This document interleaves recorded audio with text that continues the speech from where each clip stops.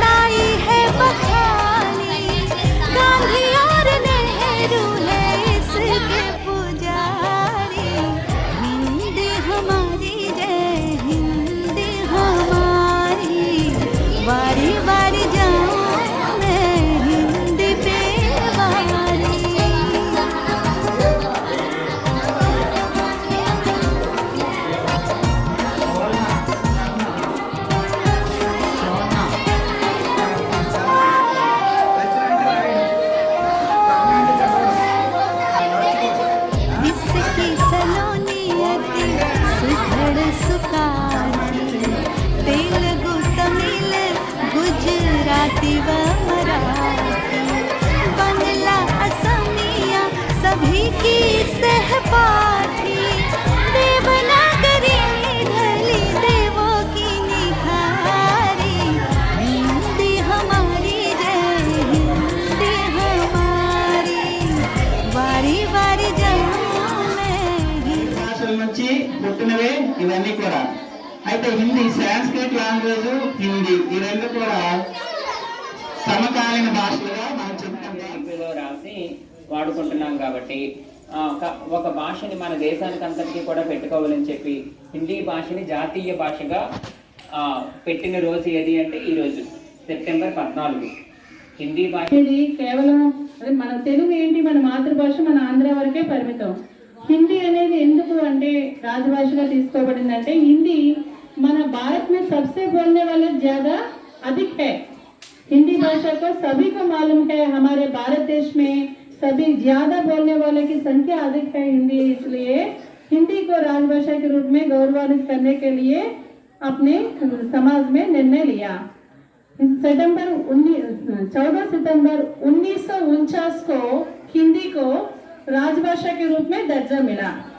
అయితే कब से हिंदी दिवस मनाते हैं?